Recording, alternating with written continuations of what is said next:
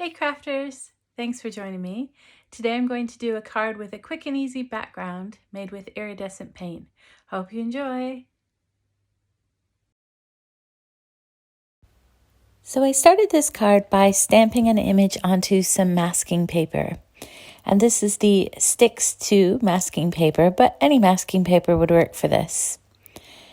The stamp that I used was from the Lawn Fawn set called Berry Rainy Days. And after stamping it, I just cut it roughly in sort of an arc shape around the image. And then I used some black watercolor paper. Now this watercolor paper is quite thick. It's 320 pounds and it's called Frisk. And I taped it to a small surface so that I could easily move it around. And then I put my mask on the bottom area. Now before adding any paint, I used some water and just covered the entire surface around the masked area. So I wanted to create a background which looked like there was falling rain, but instead of using traditional colors, I wanted to use these iridescent paints.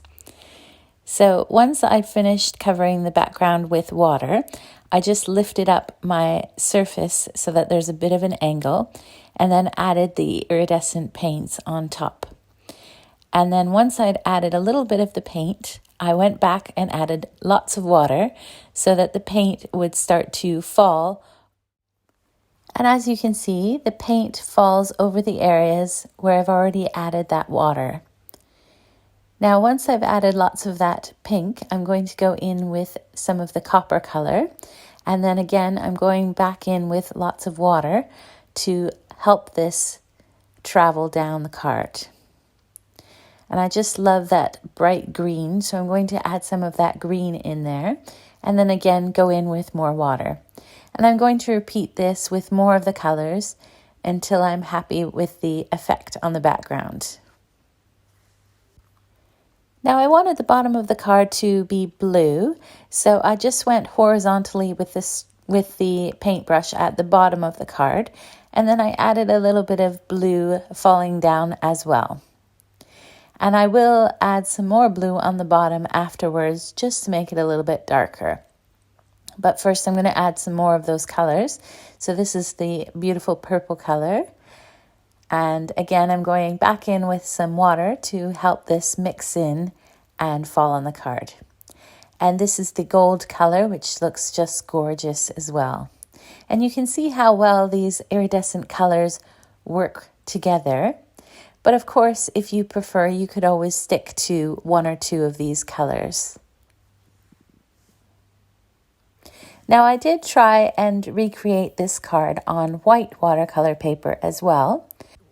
And the colors were a lot softer and harder to distinguish.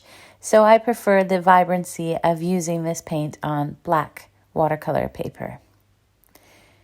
Now I'm just going to go over that blue area at the bottom again, just to make sure that it's nice and dark.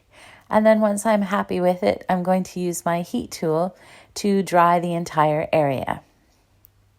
Now you could always go back in and add another layer of paint on top, because the more paint that you add, the darker the effects will be. Now, when I removed my mask, I noticed that I had a little bit of a smudge on the left side there. So I'm just going to add some clean water. And then once that's on there, I'll use a bit of paper towel and just blot that off. And it comes off quite easily. And then I'm just going to add a little bit more blue. So I'm going to add some more at the bottom first. And I'll just make this a little bit darker at the bottom because I don't want to see any of that black paper peeking through. Now once I'm happy with that, I will use my heat tool and dry it again. And then I will put my mask back on so that I can add some more of that blue paint. And I'm going to make it a little bit thinner, so I'll mix it with a little bit more water, and then I'll just splatter it on the background so that it looks like there are blue splats, blue raindrops. And I love the way that this paint catches the light, and I can't wait to use it for backgrounds in the future on other cards as well. So once I'm happy with that, I'm going to dry it again with my heat tool and then set it aside to dry completely. So I wanted to use more of that paint because I really enjoyed using it. So using a piece of black paper, I'm going to use my anti-static bag and then stamp a few of those images from the same stamp set with some VersaFine ink. Now, once I've stamped these, I'm going to add some clear embossing powder to them and then heat set them with my heat tool. So using your embossing powder is another great way to incorporate paint into your card projects. So once this is heat set, I'm going to mix the blue paint with a little bit of water and paint it in the areas of the image. Now you can use a lot of paint and you'll get a darker blue image, or you can thin down the paint with a little bit of water and get more of a translucent effect. Depending on what you're going for, it's interesting to see how the paint can change depending on the amount of water that you add. Now while that dries, I'm going to stamp that same image from the Berry Rainy Day stamp set onto some alcohol ink friendly card, and then I will use my Copic markers to color it in. And then in order for it to fit nicely into the scene that I've already created, I'm going to cut it right along the top of the umbrella. And then the rest of the image, I'm going to leave a little bit of a white space as if I had used a die to cut it out. And that way the umbrella will sit nicely onto the background. Just gorgeous. So now I'm going to take my background, and this is a A5 piece of watercolor card. So I'm going to trim it down to 5 by 7, which will be the finished card size. So now I'm just going to glue the bear into this empty space, and I used glue dots for this because I had them handy, but you could always use glue or double-sided tape if you prefer.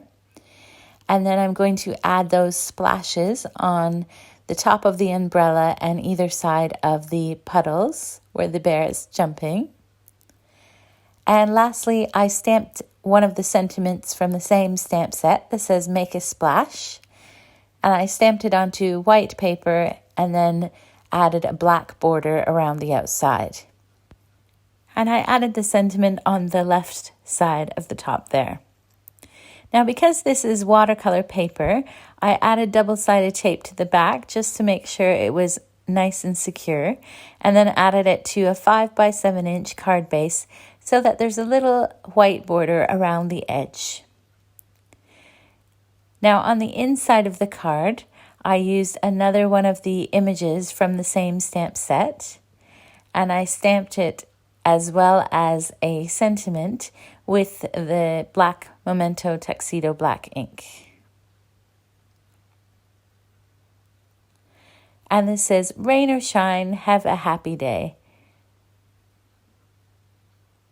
Now, originally I was going to add some rain clouds to the front of the card, but I decided that with all this beautiful iridescent paint, I didn't want to cover it up.